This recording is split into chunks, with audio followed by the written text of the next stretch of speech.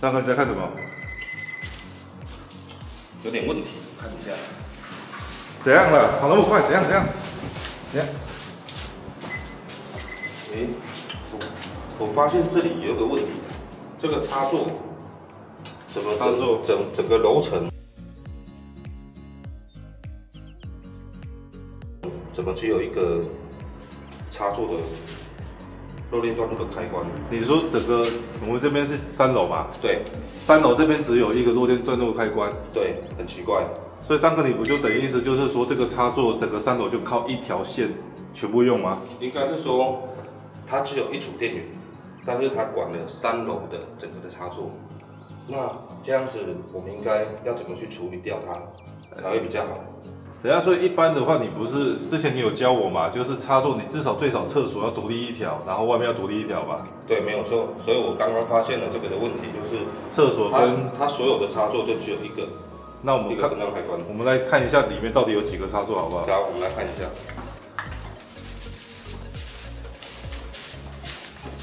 来，从旁边进来，这边一个嘛，然后这里还有一个，2个了，然后绕过来，这里还有一个，哦，这边还有一个，这边还有一个，3个。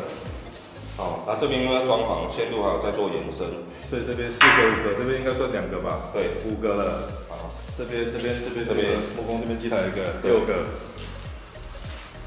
哦，找到，这边还有7个，然后进来厕所7个，这里还有一个8个。然后我们来看一下外面阳台，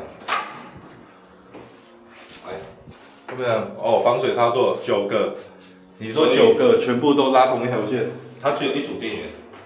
这个应该是建商一开始就刚交屋的嘛？对，没有错，这是新房子。新房子，那等于9个。那如果说今天如果他们要在外面这边用吹风机的话，会怎样？吹风机通常吃电的瓦数大约在1000瓦以上，那会吃到多少要看牌子。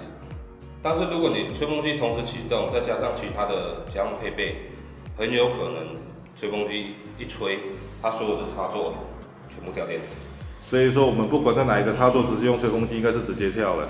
对，有这个危险性。我记得透天的应该是不是说厕所应该会独立一个嘛？对，至少说在厕所吹风的话，至少它保证它是可以独立用，不要跟外面的干扰。对。而且这外面如果说用电脑啊什么的吹风机下去的话，全部都宕机了吧？没错，它会全部宕机。好，那现在瞬间跳电。哎，大哥，你在手上那只是不是？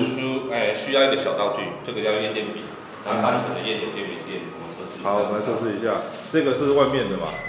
好，它在叫，它在叫。然后我们现在来这边。哦，还有听到哔哔哔的声音哦。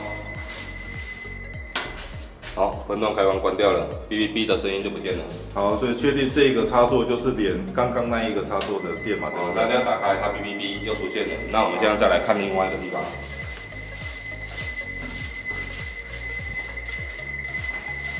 所以现在我们跟观众说，我们现在就是在做一个插线的动作。对，我们在插进去。好，重点是在这个插座，厕所这个插座。它这个应该是独立有个漏电断路器，那我们现在再过去看。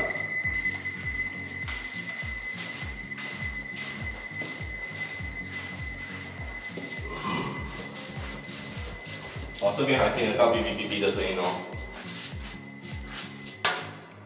哔哔哔哔哔的声音不见了，没声音了。对，那我们现在再确定一次哦。有声音，对。好，又没声音了。OK， 好 ，OK， 那我们再回来那个，看我们复盘一下。所以我们现在能够确定的就是这整件它的线是全部都是串联成同一条的，然后同一组的电。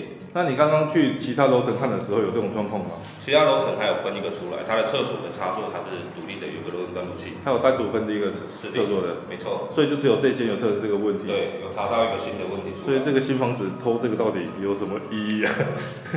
这个有时候不能这么讲，应该是说我们等一下还要再查说，它是不是原本一开始配管路的时候管路就有出问题了，又或者是说师傅建设公司的水电师傅忘记了这件事情，然后就当做没事，反正交屋交得过去，这样就好了。